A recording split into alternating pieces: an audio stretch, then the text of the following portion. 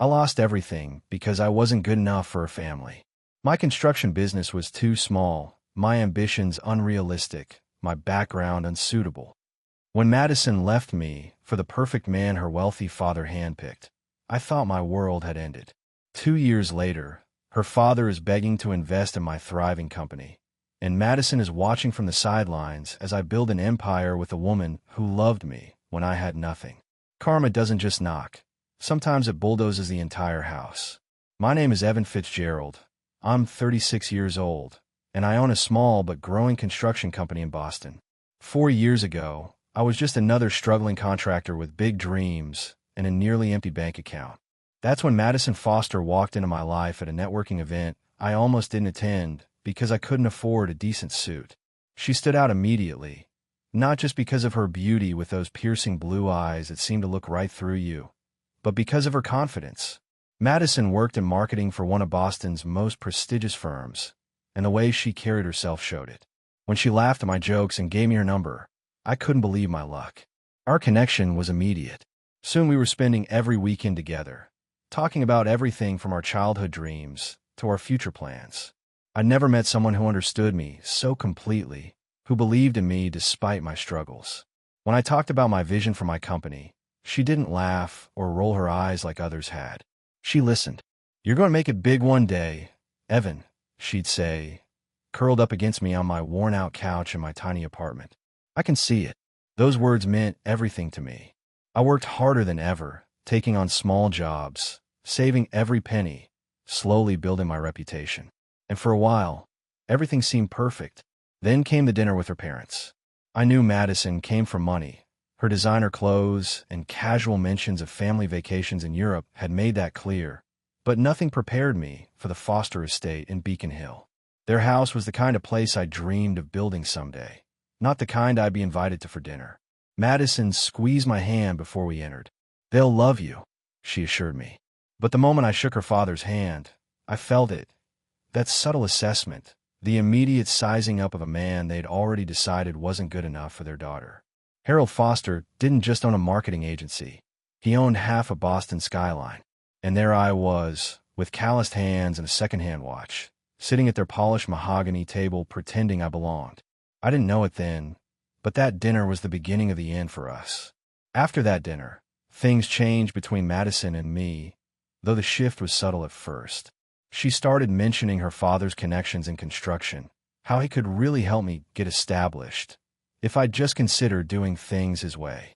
I'd smile and thank her, but inside I was determined to build my company through hard work, not handouts. "I don't need your father's charity," I told her one night after she brought it up for the third time that week. "I want to succeed on my own terms."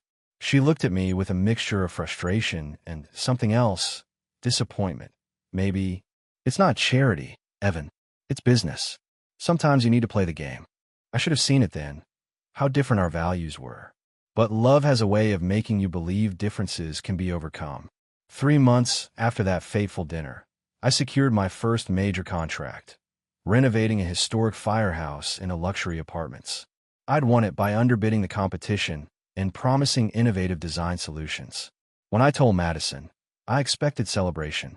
Instead, she seemed distracted. "That's great," she said, barely looking up from her phone. "By the way, my parents are having a gala this weekend. Jason Taylor will be there. Dad thinks you should meet him." Jason Taylor was one of Boston's biggest developers. Any other time, I'd have jumped at the chance. But something in her tone made me pause. "Your father thinks I should meet him?" "Why?" Madison sighed like I was being difficult. "Because he's successful, Evan. Because he can mentor you." That night, I went to the construction site alone. The old firehouse stood solid against the darkening sky, its brick facade weathered but unyielding. I ran my hand along the rough surface, feeling the history in each groove and imperfection. This was what I loved, taking something with character and giving it new life, not tearing it down to build some glass monstrosity. When I returned to Madison's apartment later, she was on the phone, her voice hushed. I caught fragments. "He's stubborn, and I'm trying." She hung up quickly when she saw me. "Who was that?" I asked, though I already knew. "Just Dad." She approached me, wrapping her arms around my neck. "He's looking forward to introducing you to Jason on Saturday." I pulled away slightly. Madison, I appreciate it, but I don't need your father arranging my professional life. Her eyes flashed. Why are you being so proud? Most men would kill for these opportunities. Most men aren't me, I said quietly. Looking back, I can see now that we were fighting different battles.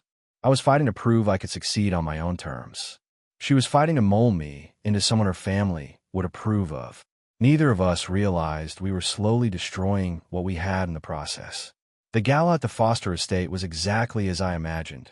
Crystal chandeliers, champagne flowing, and Boston's elite networking and designer clothes that cost more than my truck. I stood out in my best suit, which wasn't saying much. Madison kept a firm grip on my arm, steering me toward various important people her father wanted me to meet. Jason Taylor turned out to be a silver-haired shark in an Italian suit. He looked at my business card like it was a fast food coupon. Fitzgerald Construction, he said, smirking. Can't say I've heard of you. We're small but growing. I replied, maintaining eye contact. Just secured the Lexington Street firehouse renovation. Ah yes. Heard someone underbid that job significantly. His smile didn't reach his eyes. Hope you don't go under trying to deliver on those promises. Madison's father appeared behind him, clapping a hand on Jason's shoulder. Evan here could use some mentoring, Jason. Perhaps a position in your development division. My jaw tightened. Actually, sir, I'm not looking for employment. I own my company. Harold Foster exchanged a look with Jason that said everything. Everyone needs to start somewhere, son. Pride doesn't pay the bills. I felt Madison's grip tighten on my arm, a warning. But something in me snapped. I'd spent my life being underestimated, being told to know my place, and I was done.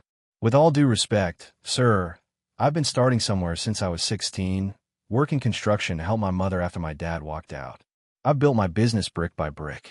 And yes, I underbid the Lexington job because I've developed methods to reduce costs without cutting quality. That's innovation, not desperation. The silence that followed was deafening. Madison's face had gone pale.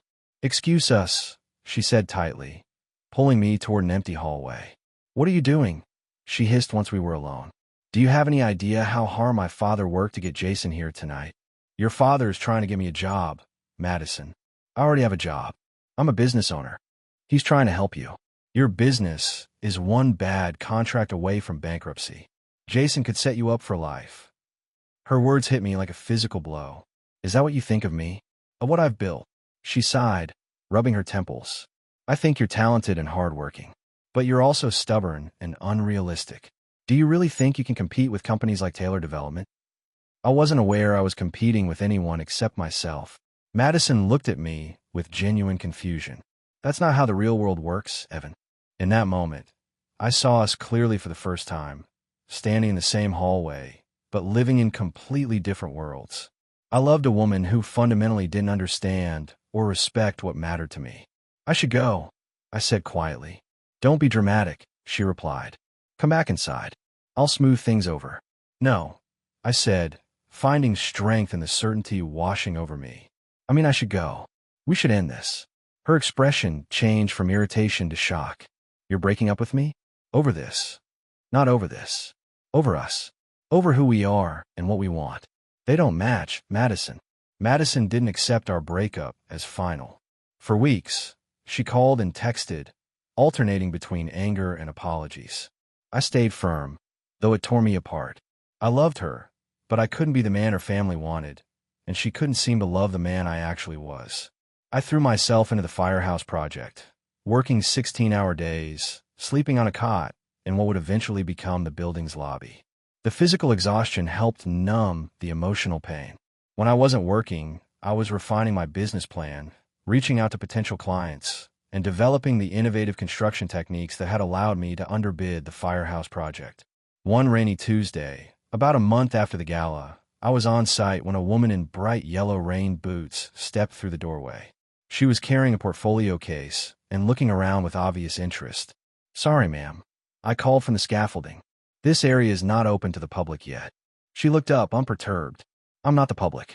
I'm Ava Richardson, interior design. The developer hired me for the model units. I climbed down to meet her. Up close, I noticed her keen eyes taking in details of the exposed brick and original woodwork we'd preserved.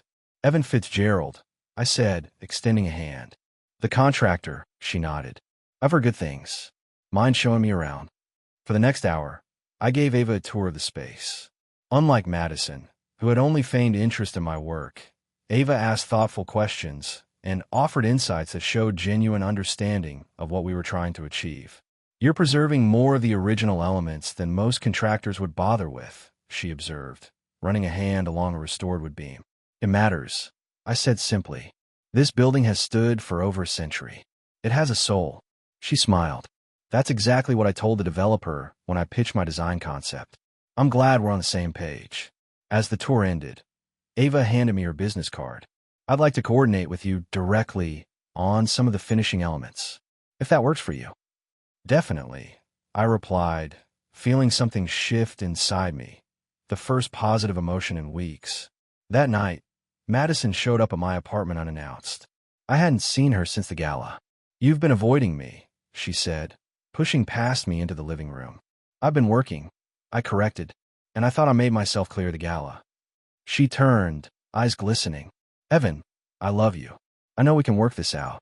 By work this out, you mean I give up my company and take a job with Jason Taylor? It would be a fresh start, she insisted. A stable future for us.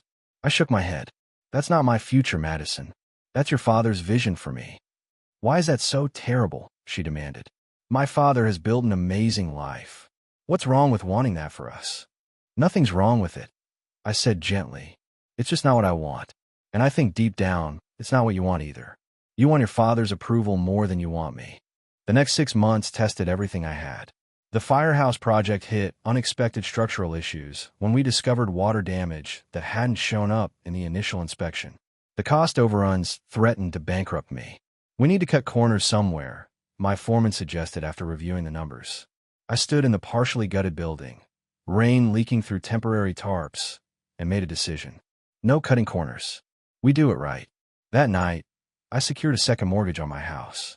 I sold my truck and started driving my dad's old pickup that had been sitting in my garage for years. Every penny went into saving the project. Word got around town that Fitzgerald Construction was in trouble. Suppliers started demanding payment up front. Subcontractors got nervous. Then came the final blow, a message from Madison. Heard about your project problems, her text read. Jason Taylor is still willing to discuss a position. Let me know when you're ready to be sensible. I didn't reply. Instead, I called Ava. Over the past months, our professional relationship had developed into friendship. She understood what the firehouse meant to me, not just as a business venture, but as a symbol of everything I stood for.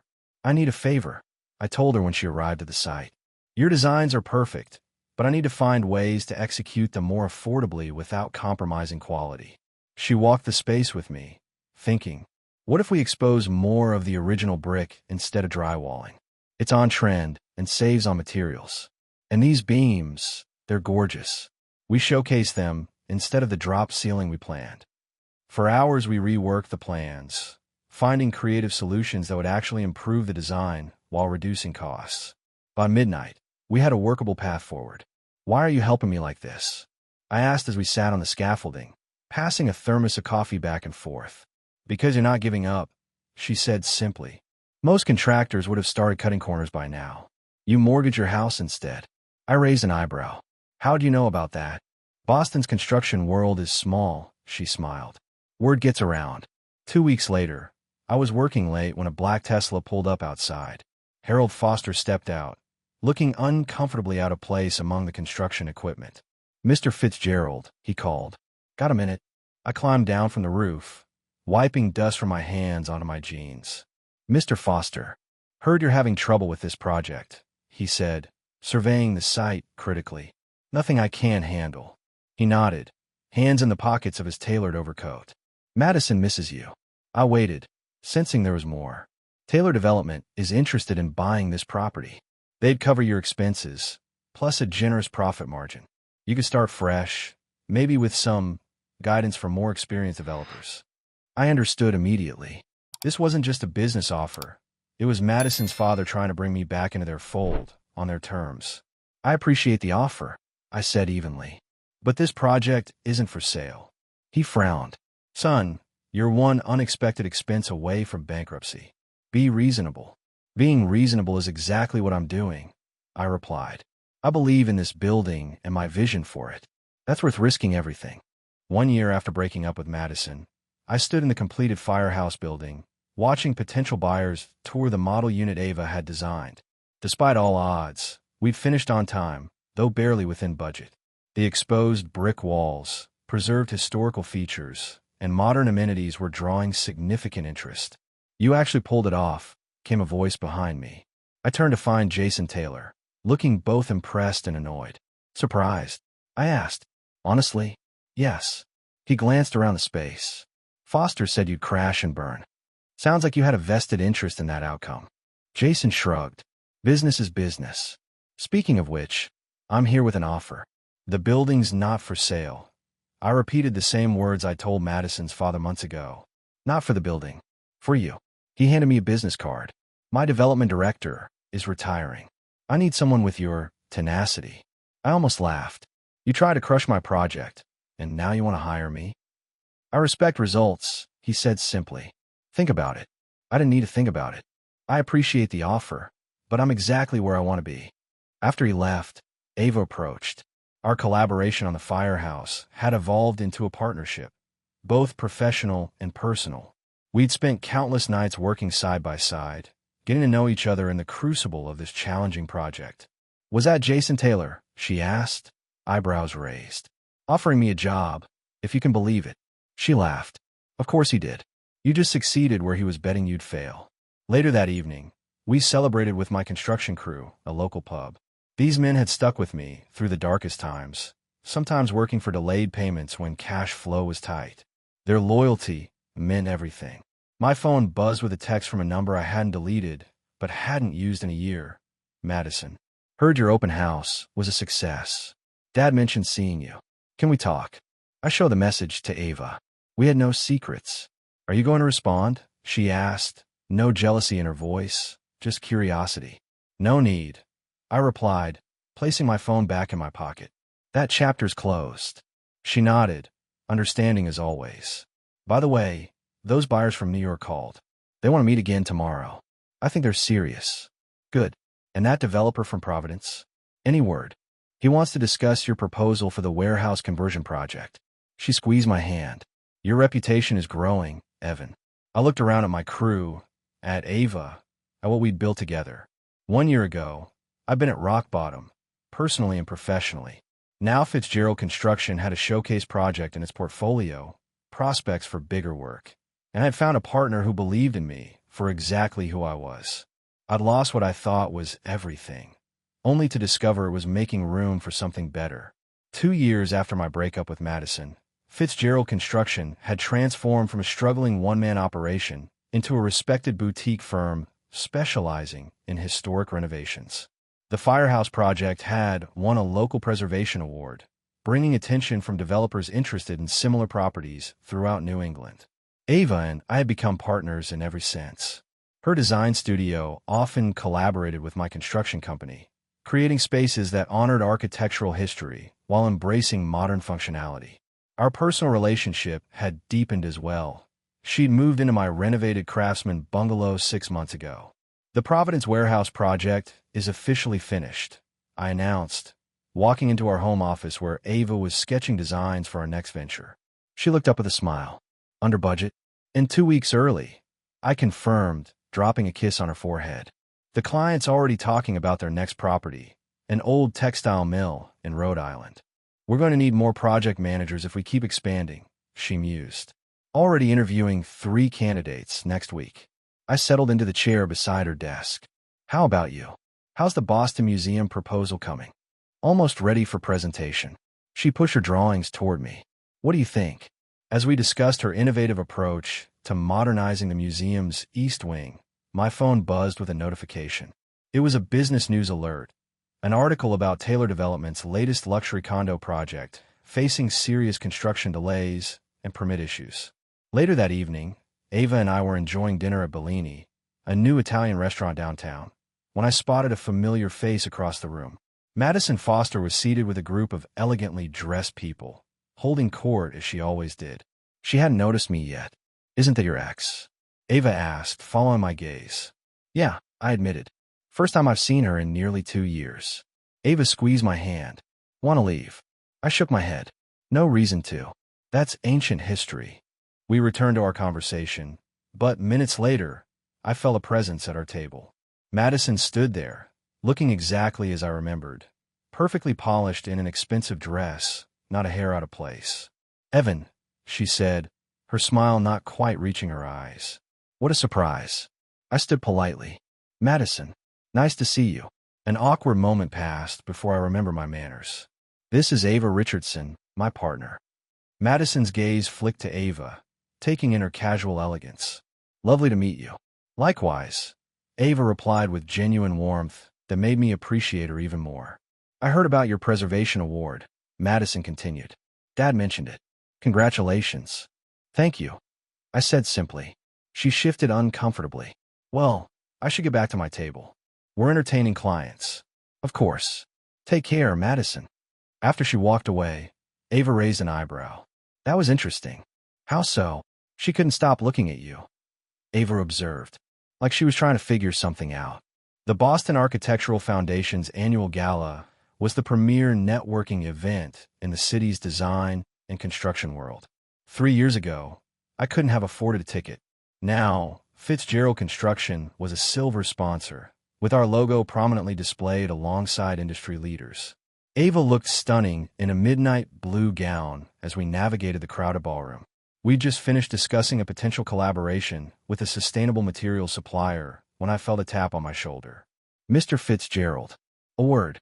I turned to find Harold Foster, looking slightly older but no less intimidating than when we'd first met. Mr. Foster. I nodded, keeping my tone professional. Good to see you. Likewise, he replied, surprising me. I wonder if we might speak privately for a moment. I exchanged glances with Ava, who nodded encouragingly. I'll find you in a few minutes, I told her before following Madison's father to a quieter corner of the room. I'll be direct, he said once we were alone. You've proven me wrong, and I'm not a man who says that often. I waited, unsure where this was heading. The firehouse project. I was certain you'd fail. I even leveraged some of my connections to make things more difficult for you. He held up a hand when I started to respond. Not my finest moment, I admit, but you succeeded despite my interference. I'm not sure what to say, I replied honestly. No need to say anything. I'm not asking for forgiveness. He straightened his bow tie. I'm telling you I respect what you've built. It's impressive. Thank you, I said, genuinely surprised by this turn of events. He hesitated, then added, Madison is getting divorced. Did you know? I shook my head. I haven't kept in touch.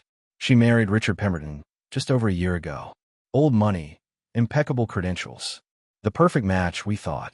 His expression turned rueful. Turns out he had gambling debts and a cocaine habit we didn't discover until too late. I'm sorry to hear that, I said, and meant it. Despite everything, I'd never wished Madison, Illinois. She saw you at Bellini last month, he continued. Hasn't stopped talking about how happy you seemed. How successful. He glanced across the room to where Ava was chatting with colleagues. Your partner seems lovely.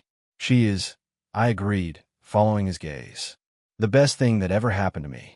Harold nodded thoughtfully. Sometimes we're wrong about what's best for our children.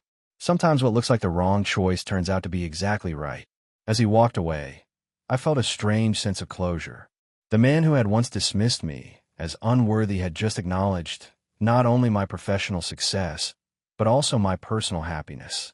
A week after the gala, I received an unexpected call from Madison asking to meet. Despite Ava's raised eyebrow, I agreed to coffee in a neutral public place. I owed Madison nothing, but closure works both ways. She was already seated when I arrived, fingers tapping nervously on her cup. The confident woman, I remembered, seemed diminished somehow. Thanks for coming, she said as I took the seat across from her. I wasn't sure you would. What can I do for you, Madison? I kept my tone friendly but businesslike. She took a deep breath.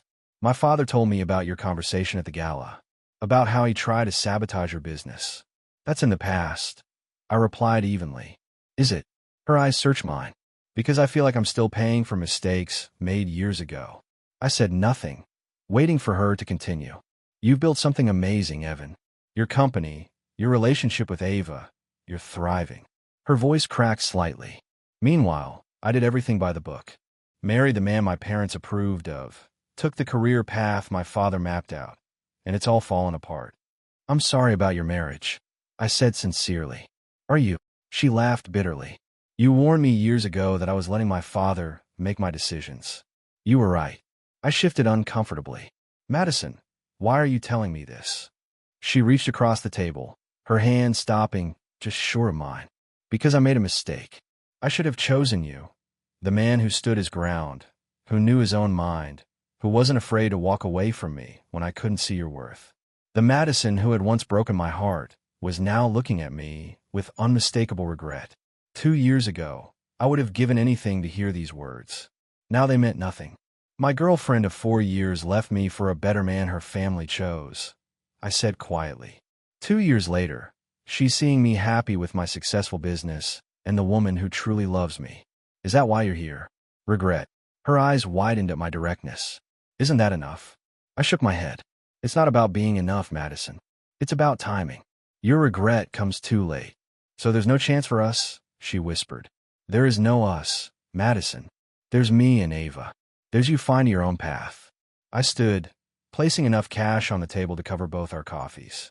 For what it's worth, I hope you find someone who makes you as happy as Ava makes me. She looked up, tears in her eyes. You really love her, don't you? With everything I am, I confirmed. And she loves the real me, not some version she's trying to improve or change. Walking away from that coffee shop, I felt the final threads of my past with Madison severing cleanly. There was no anger anymore, no lingering what-ifs, just clarity and the certainty that sometimes losing what you thought you wanted leads you exactly where you need to be. Are you sure about this? Ava asked, standing beside me on the empty lot overlooking the harbor. Once we commit, there's no turning back. I squeezed her hand, looking out the parcel of land that represented our biggest gamble yet. After 3 years of building our businesses, we were ready to create something together. A mixed-use development combining residential units, artist studios, and community spaces in a former industrial area. I'm sure, I nodded.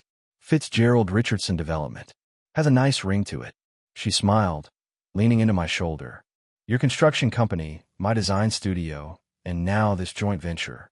People will say we're overextended. People said I'd never finish the firehouse project. I reminded her.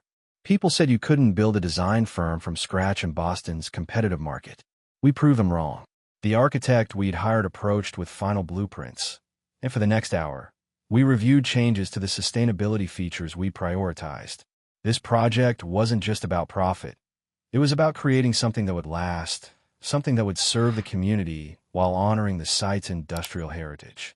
That evening, at the small housewarming gathering for my foreman, who just purchased his first home with his wife, I found myself reflecting on the journey.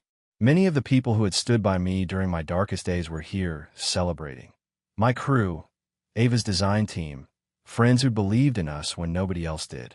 Penny for your thoughts. Ava appeared at my side, handing me a beer.